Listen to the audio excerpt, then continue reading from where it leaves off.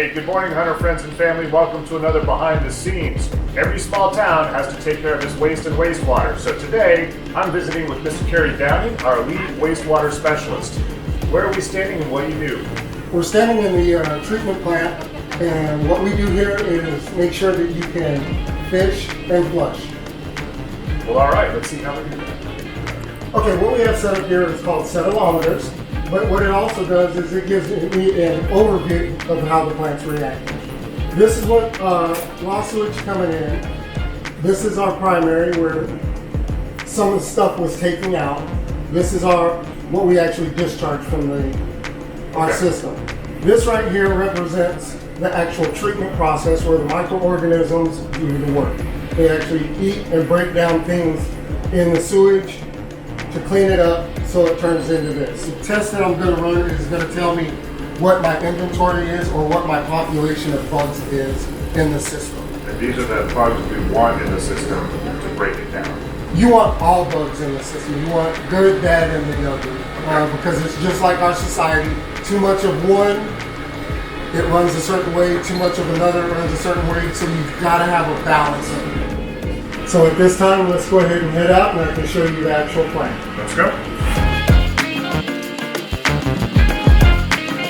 And here at the headworks, what we have is we have a bar screen and a commometer, and then we also have a automatic sampler. The bar screen removes items that are not needed in the waste stream or that can cause problems in a plant. Think about every soldier's favorite cleaning item, which is the disposable wipe. The disposable wipes, they're great in the field, but when it comes to flushing them and sending them through the system, they are not designed for that. We remove the larger items with the bar screen and the commometer, and as it flows. So all of the wastewater from all the buildings on this post flow right through here. And from this stage, we remove the large items over there. Then it goes into the grit where we take sand and grit out to the EQ basin that equalizes the flow for the plant. To our primaries where we're taking floatable sludge out and settable sludge out. The best way to think about it is this is the buffet. This is our food that's coming in for our bugs. Okay. And as it flows this way, it flows into our aeration basins, or as I like to call it, my coffee pot. So what happens is it gets introduced to the food down there, it flows through here, and as you see the bubbles and the ripples, that's diffused air that's put into the system. The diffused air is important because just like us, if we don't have oxygen, we're cranky.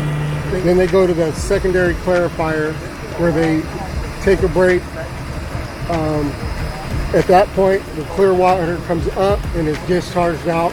Where at the clear water, we introduce it to chlorine. Chlorine disinfects the water to where now the water is safe to be released out to the Savannah River. The discharge permit is issued to us by state and federal government. So we have to make sure that we are meeting federal and state standards for treatment. That is correct. I really appreciate what you and your team do here, taking care of all the wastewater for this mid-sized city of Hunter Army Airfield, and making sure that we and all of our Savannah neighbors can fish and flush safely.